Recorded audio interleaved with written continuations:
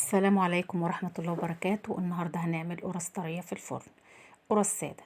2 كيلو دقيق، عليهم 3 معالق سكر كبار، عليهم نص معلقة ملح صغيرة، عليهم نص معلقة بودر، عليهم كيس خميرة فورية. واحط المكونات كلها على بعضها وهبدأ اقلب. كل كيلو دقيق بياخد ربع كيلو سمنة، ربع كيلو مادة دهنية ايا كان اللي تحبيه، سمنة، زيت، قشطة، بصي زي ما تحبي. وهتزودي على كل كيلو معلقتين قشطة غير الربع كيلو المادة الدهنية. وهنحط كله على بعضه ونبدأ نقلب.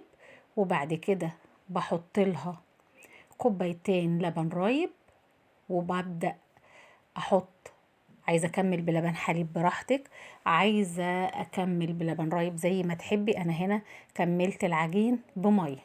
طبعا كميه الميه بتتحط على قد العجينه ما بتتلم. انا هنا العجينه عملتها طريه لكن مش بتلزق. هنخلص عجن وهنركنها بعد ما نخدمها كويس قوي تختمر. هنسيبها لحد الكميه ما تتضاعف زي ما حضراتكم شايفين. ما تنسوناش في اللايك والشير والاشتراك. زي ما حضراتكم شايفين بنبدأ نقطع العجينة وبعملها زي البقجة زي ما احنا شايفين كده مع بعض. بلم العجينة وبعملها زي البقجة وببدأ أرص في الصينية. خلص الكمية كلها تقطيع وهروح جايبة أول صينية وهبدأ أبطط فيها زي ما حضراتكم شايفين كده.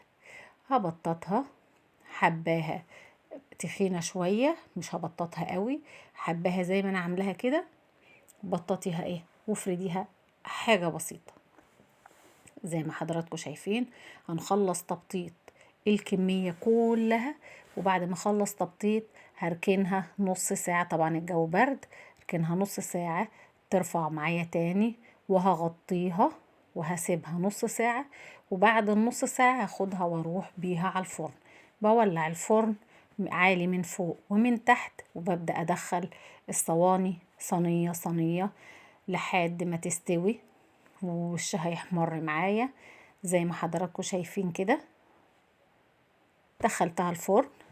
ده الشكل النهائي. حابة تحمريها عن كده شوية براحتك زي ما تحبي، عجباكي كده براحتك. هي هنا كانت هديت معايا شوية.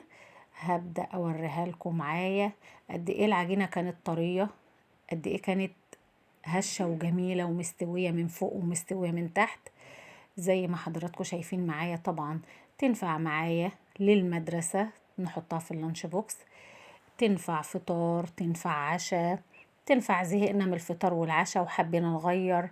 كوباية حليب، كوباية لبن، حليب بلبن، مفيش اي مشكلة. زي ما حضراتكم شايفين ما شاء الله طرية وهشة وجميلة جدا. انا عايزة اقول لكم ما تنسوناش في اللايك والشير والاشتراك. اشوفكم على خير ان شاء الله. السلام عليكم ورحمة الله.